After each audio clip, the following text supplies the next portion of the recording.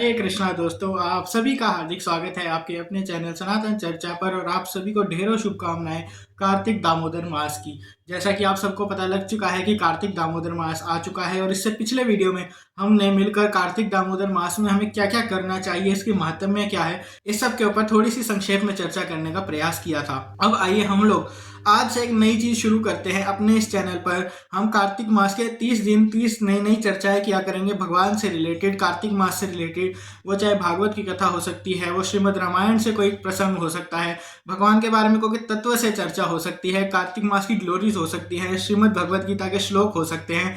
इस तरह से हम कुछ ना कुछ आध्यात्मिक रूप से 30 दिन के अंदर अंदर अपने इस चैनल पर करते रहेंगे। तो आइए इस चैलेंज को शुरू करते हैं, 30 डेज कार्तिक चैलेंज। तो आज हम लोग स्पेशली कार्तिक मास की ही थोड़ी सी और महिमा मंडन करेंगे, और कल से शायद हम आपके लिए कुछ व्लॉग्स बना सके अपनी साधना से। मैं आपको कुछ वीडियोस शेयर कर सकता हूँ कि मैं अपनी साधना कैसे करता हूँ कार्तिक मास के अंदर, और साथ ही साथ 2-3 चीजें और बताता रहूंगा। दामोदर लीला आपके साथ शेयर करूंगा। दीपावली आ रही है तो हम रामायण से कुछ लेसन ले सकते हैं, भगवान राम और सीता मैया के जीवन से। नरक चतुर्दशी आ रही है तो भगवान श्री कृष्ण की नरकासुर का वध वाली लीला की हम लोग चर्चा कर सकते हैं। फिर गोवर्धन लीला आ रही है, गोपाष्टमी आ रही है, तो बहुत कुछ आ रहा है और बहुत कुछ बातें बताने के लिए भी हैं। तो आइए जल्दी से जल्दी शुरू करते हैं इसके बारे में। तो अब ये है कार्तिक मास। कार्तिक मास को कहते हैं भक्ति में लगी है सेल। तो सेल क्या होती है? हम लोग पूरा साल फ्लिपकार्ट अमेजोन के लिए वेट करते हैं, बिग बिलियन डे सेल आएगी, अभी ये वाली सेल आएगी, वो वाली सेल आएगी, और रात के 12 बजे सेल आती है। और रात के 12-12 बजे तक भी हम जाग लेते हैं उस सेल के लिए, और 12 बज के 1 मिनट पर स्टॉक आउट। क्यों? क्योंकि लोग इतने ज्यादा डेस्परेट होते हैं उस सेल में सामान खरीदने के लिए। और अमेजोन और फ्लिपकार्ट जैसी साइट्स का भी मकसद क्या है सेल लगाने का? वो ये है बेसिकली उनका बेस बढ़े, उनके जो यूजर्स हैं वो बढ़ जाएं। तो अब भगवान भी हमें सेल क्यों दे रहे हैं? भगवान हमें सेल इसलिए दे रहे हैं क्योंकि जो हम लोग हैं, हम लोग बहुत ज्यादा इस संसार में कष्ट पाते हैं। जन्म, मृत्यु, जरा, व्याधि, इस प्रकार के कष्ट हमारे जीवन में ऑलरेडी होते हैं। तब उन कष्टों से मुक्ति पाने का सीधा सीधा तरीका है केवल और केवल भक्ति करना। लेकिन भक्ति सबके लिए व्यवहारिक नहीं होती है, भक्ति हर कोई नहीं कर पाता है। तो भगवान हमें एक छूट दे देते हैं ताकि हम ज्यादा से ज्यादा उनकी शरण में जा सकें, और छोटी से छोटी की गई सेवा के ऊपर भगवान रीच जाते हैं। भगवान मैग्नीफाइंग लेंस लगाकर देखते हैं कि इस वक्त ने कोई भी छोटी सी सेवा की है तो मैं उसे अपनी शरणागति में ले लूं। अगर कोई भगवान को मात्र दीप दान भी कर देता है तो स्कंद पुराण कहता है कि उसके समस्त पाप, उसके अनंत कोटि जन्मों के समस्त पाप नष्ट हो जाते हैं। अगर पापों को इकट्ठा करके एक पहाड़ बना दिया जाए तो वो पहाड़ भी नष्ट हो जाता है मात्र भगवान को दीपक दिखाने से। तो इस संदर्भ में एक बड़ा सुंदर प्रसंग सुनाया जाता है कि एक समय कार्तिक मास के समय एक मंदिर में दीपदान चल रहा था, और तभी एक चूहा वहां भगवान के पास लगाए दीपक के पास आ गया, और उससे वो चूहा जल गया। जलता हुआ चूहा तड़पने लगा, ऐसे ऐसे करके डोलने लगा। और भगवान ने उस ये देखा कि ये चूहा जल रहा है, और जलते हुए ही मुझे इस प्रकार से तड़प तड़प कर दीप दान दिखा रहा है, अपना दिया दिखा रहा है, जोत दिखा रहा है। और भगवान ने उस चूहे को भी स्वीकार कर लिया, और वह चूहा बिना कुछ किए ही, बिना किसी कष्ट पाए ही भगवान के धाम श्रीधाम वैकुंठ गोलोक को चला गया। तो भगवान मतलब हमारी छोटी से छोटी नादानी, छोटी से छोटी सेवा को भी इतना मैग्नीफाई करके देखते हैं कि भगवान हमें अपने पास बुलाने के लिए इतने ईगर हैं। इस महीने का हम लोग सबसे सुंदर सदुपयोग कर सकते हैं अपनी साधना के लिए, अपनी भक्ति के लिए। अगर आप कुछ नहीं करते हैं तो प्लीज़ आप स्टार्ट कर दीजिए। सबसे इंपॉर्टेंट चीज़ हमने आपको पहले भी बताया था, चैंटिंग करना है, भगवान के नाम का जाप करना है। भगवान के नाम का जाप करना बड़ा अनिवार्य है, क्योंकि बताया जाता है हरेर नाम एवं केवलम कलौ नास्तेव नास्तेव नास्तेव गतिरन्यथा। अर्थात कलयुग के अंदर हरिनाम और हरिनाम का ही एकमात्र सहारा है।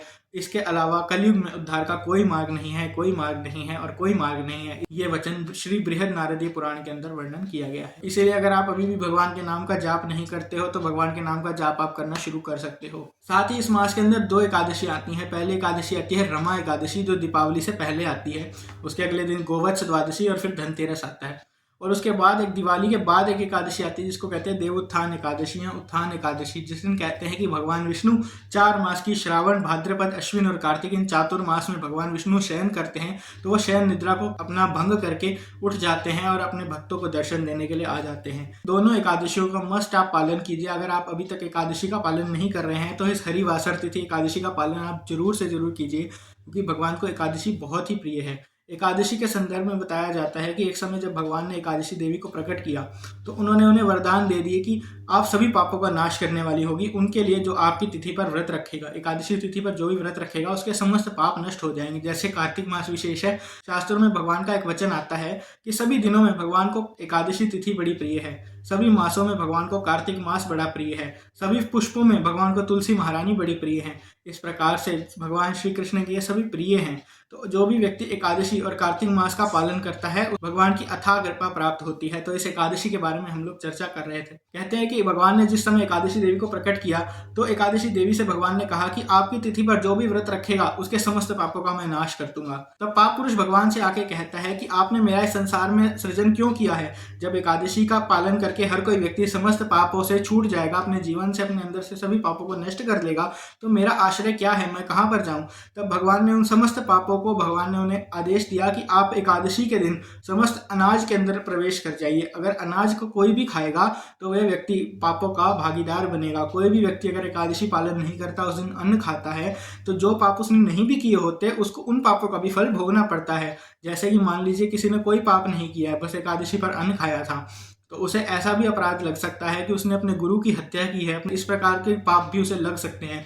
लेकिन अगर कोई भी व्यक्ति एकादशी हरिवासर तिथि का पालन करे, तो उसे भगवान की कृपा प्राप्त होती है। और इस एकादशी का पालन सिर्फ कोई मनुष्य के लिए नहीं है, अपितु देवों के देव महादेव माता पार्वती के साथ इस एकादशी व्रत को करते हैं।